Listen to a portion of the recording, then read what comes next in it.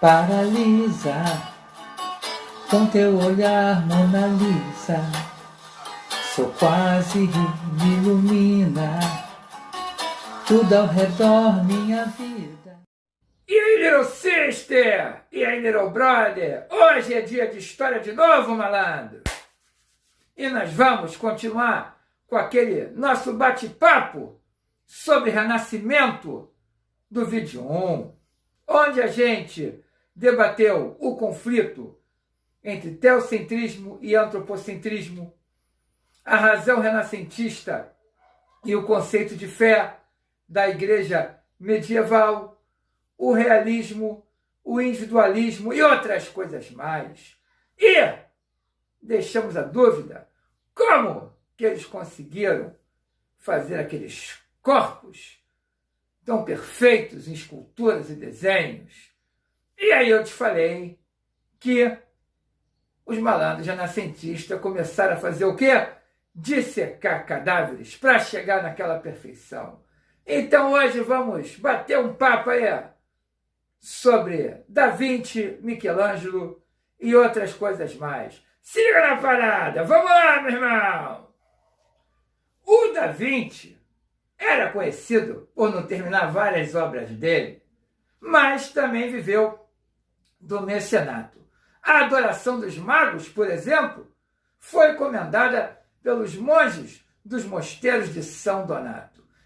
O Da Vinci começou sua trajetória de aprendizagem no ateliê de Andrea Verrocchio, que estudava engenharia, arquitetura, pintura e tudo mais. Do lado do ateliê tinha um estúdio para produzir obras de arte, como o Batismo de Cristo, que já tem a colaboração da mão do Da Vinci. O Da Vinci, como aprendiz no ateliê, começa a cair dentro do uso melhor da perspectiva, dos diagramas geométricos para usar nos seus desenhos, do uso do espelho côncavo, não só pela proporção, mas pela luminosidade. Antes do comércio com o Oriente, que abriu o Mediterrâneo, você tinha que polir metal para fazer uma espécie de espelho. Com o avanço do comércio, isso acabou. E aí, rapaz, você tem a física utilizada na produção da arte. Os malandros de física mandam bem. Professores de física, no coração, vocês mandam bem, maluco. Vocês mandam muito bem.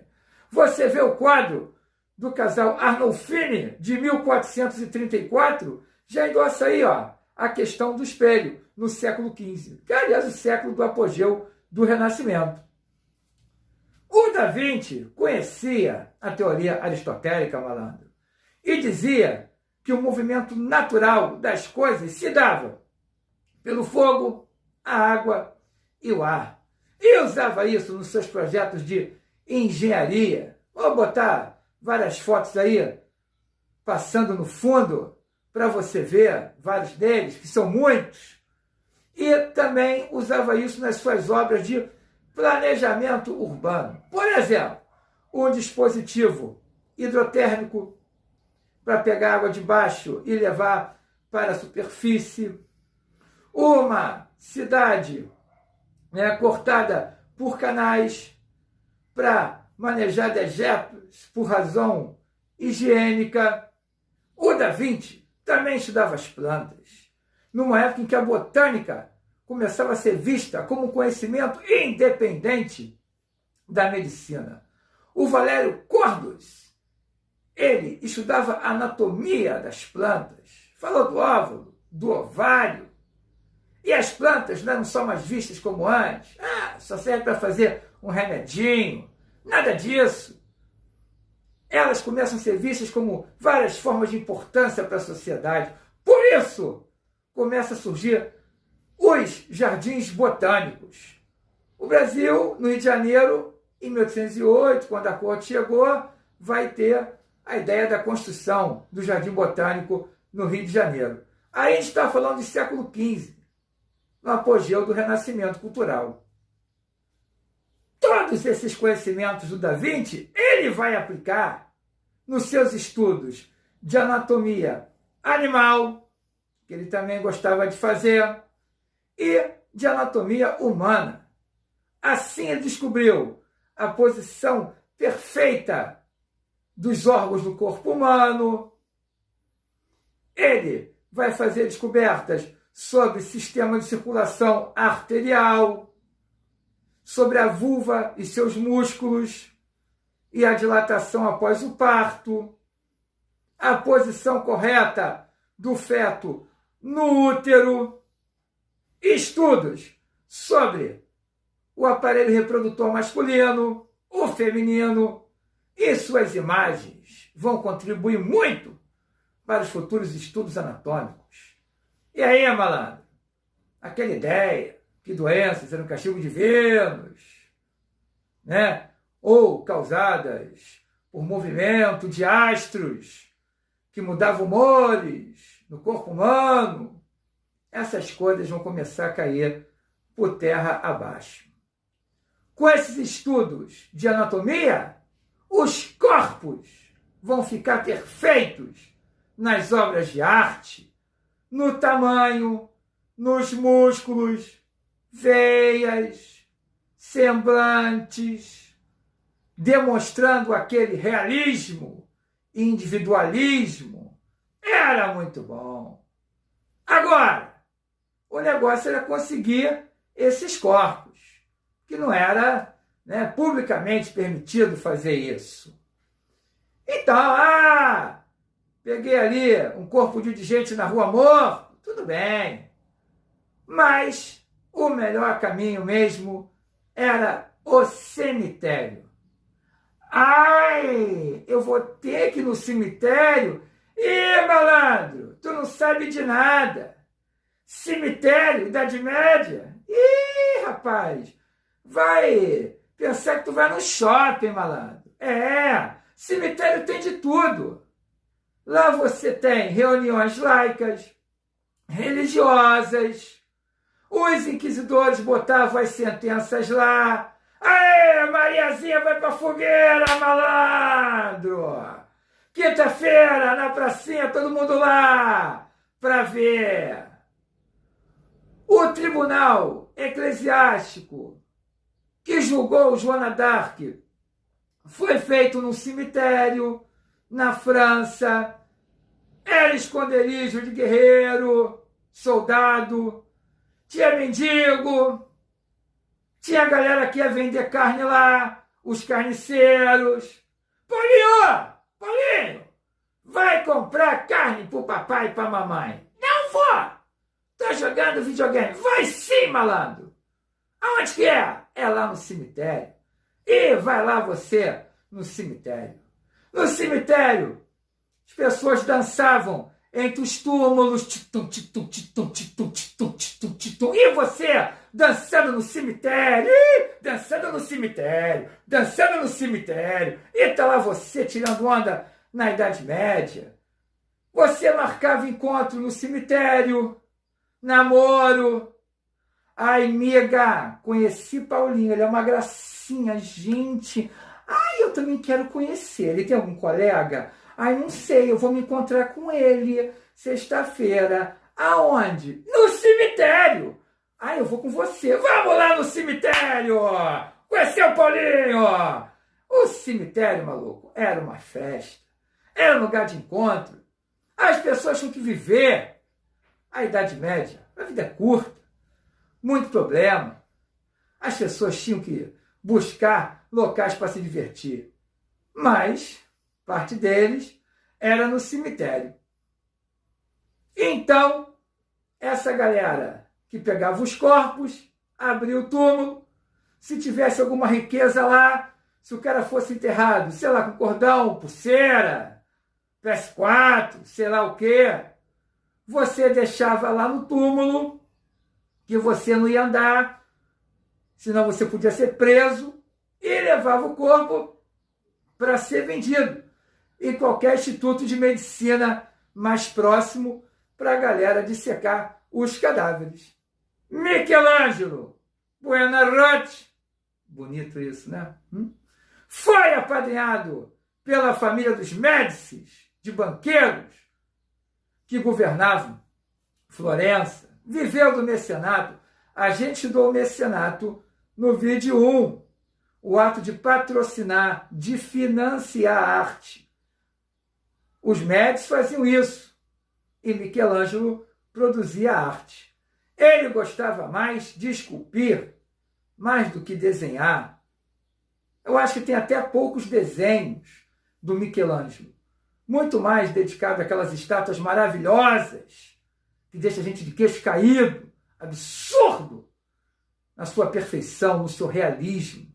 E aí, em 1508, o Papa Júlio II falou: Michelangelo malandro, chega aí. E ele não gostava muito do Papa, não. Mas ele foi lá. Qual é, pai? Olha só, quero que você pinte para mim o teto da Capela Sistina. E ele, já não curtia muito o Papa, já não curtia muito também a questão da pintura, mas ele foi, usando a pintura de ar fresco. E aí, reza algumas hipóteses que dizem que Michelangelo, ao pintar a Capela Sistina de 1508 a 1512, inclusive, nesse caso, a igreja sendo mecenas, pagando pela obra de Michelangelo. Mas há hipótese que o Michelangelo pintou no teto, ocultamente, dentro das imagens, formas do corpo humano.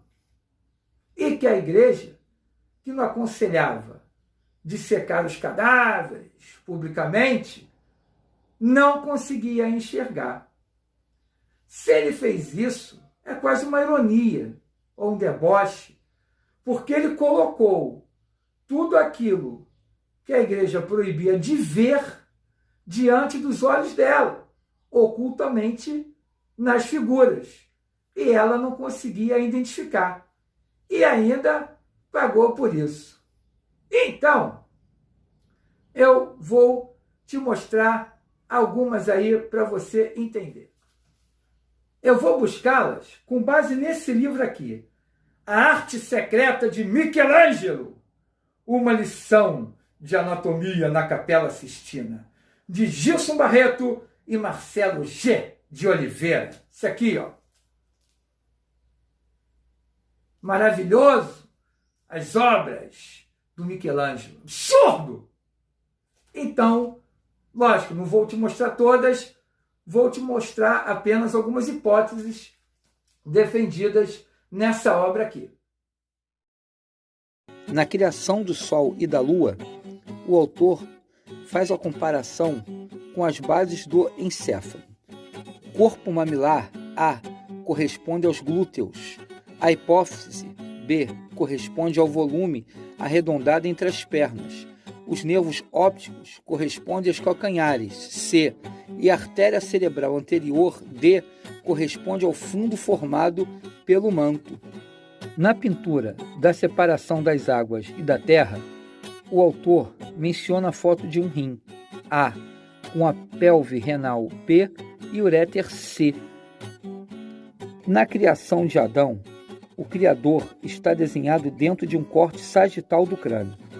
Podem ser observados a calota craniana com as 3 camadas, osso compacto interno, externo e díploide, A, o lobo temporal, B, a hipófise, C, o tronco cerebral, D, e o corpo caloso, E. Essas descobertas todas na medicina, anatomia, botânica, pintura, escultura, física, matemática, planejamento urbano, enfim, serão somadas ao progresso na filosofia, na literatura. Você vai ter Camões com Lusíadas, Miguel de Cervantes com Don Quixote, Tomás Moras com a Utopia, François Rabelais com Gargantua, Shakespeare com teatro, Erasmo com Elogio da Loucura. Enfim, rapaz, Copérnico, Galileu, questionando a ideia de cosmo geocêntrico. Não dava para segurar. Era um motivo de orgulho para o homem. E por isso ele também era digno de viver com o quê? Com prazer. E aí, cara, entra outro problema que a igreja também não gostava. O hedonismo, o uso dos prazeres na sua vida. O conceito de hedonismo vem da Grécia Antiga. Aliás, a gente estudou isso no vídeo 1. A valorização da cultura antiga clássica greco-romana. O hedonismo tem, por princípio, o prazer como a finalidade maior da vida humana, para libertar o ser humano da dor e do sofrimento e encontrar a felicidade. Aristipo de Cirene, na Grécia Antiga, dizia que o caminho para encontrar essa felicidade era pelos prazeres do corpo. Epicuro até reconhece os prazeres do corpo, mas diz que ele é muito imediato. O verdadeiro hedonismo era sentir prazeres mais longos que te levassem à paz e à felicidade. Então, na Idade Média, os prazeres, e além da questão do corpo, são prazeres que eram negados muitas vezes pela Igreja Católica. Uma dança, um sorriso. É pecado, o demônio vai entrar em você, rapá. Você comer, não coma muito. Olha só, tem miséria, gula, isso não pode. Tu tá com uma roupa chique, né? Aqui, ó, cintilante, malandro. Você não podia. Você tá esnobando isso numa época que as pessoas morrem de frio, sem roupa para vestir. Então, são prazeres bobos até para nós hoje, mas que eram condenados dentro das regras teocêntricas da igreja medieval. Todos esses estudos anatômicos, na medicina, na engenharia, na anatomia, na botânica, na literatura, filosofia, foram beneficiados por uma revolução para aquela época. A invenção da imprensa, com Gutenberg.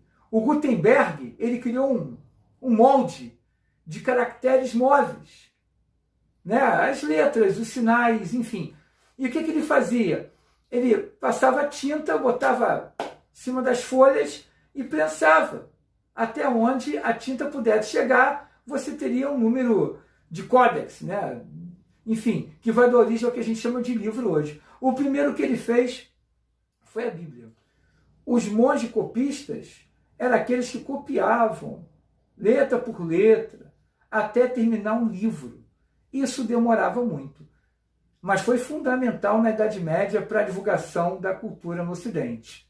Com a imprensa do Gutenberg, por mais que ela, de início, fosse, como posso dizer, não tão bem vista, digamos assim, o Gutenberg ficou até meio chateado, você pode se informar sobre isso, mas a imprensa vai acabar sendo revolucionária para divulgar mais essas obras em maior quantidade, seja de que área for. Para você ter noção de como foi importante esses estudos anatômicos do Michelangelo, do Da Vinci, eu vou te deixar apenas poucas descobertas no campo da medicina e na área da saúde, enquanto eu curto os meus prazeres hedonistas. Se liga! Andrea Vesalius, no século XVI, revoluciona a medicina com atlas da anatomia humana. Bartolomeu Eustáquio, também no século XVI, descobre as trompas de Eustáquio, que fazem a comunicação entre o ouvido médio e a faringe. Gabriele Falópio, também no século XVI, descobre as trompas de Falópio, o canal entre o ovário e o útero. Paracelso mesclava o uso das plantas, a alquimia e a medicina.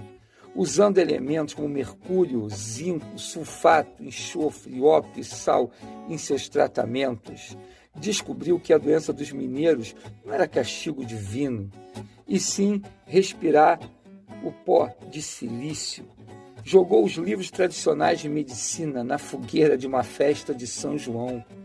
Foi chamado Lutero da medicina pelas suas reformas. Descobriu também que a sífilis não era nenhum castigo divino e começou a tratá-la com mercúrio, abrindo espaço para a descoberta que a infecção vem de uma bactéria por contato sexual. Na Inglaterra, em 1518, surge o Colégio Real dos Médicos em combate ao charlatanismo. Miguel Servet, no século XVI, descobre a pequena circulação ou circulação menor, na qual o sangue vai bombeado para os pulmões e retorna rico em oxigênio. Foi morto na fogueira dos protestantes calvinistas. E daí tem muitas mais descobertas, muito mais coisas, meu irmão. Então é isso aí, meu irmão. O Renascimento provando que a ciência não é algo fragmentado, que está todo mundo junto. A história, a química, a física, a matemática, a ciência, a biologia e tudo mais. Pena que eu não tenho aqui os meus colegas dessas áreas para enriquecer esse debate com vocês. Mas, enfim, valeu, estuda história, beijinho. E se gostar, se inscreve aí no canal, vamos conversar mais sobre história, meio ambiente, cultura, arte, enfim, dicas de filme, documentário. Vamos pensar, vamos navegar para o universo inteligente. Que vocês são muito bons, molecada. Abração, ó, coraçãozinho, ó. Beijoca.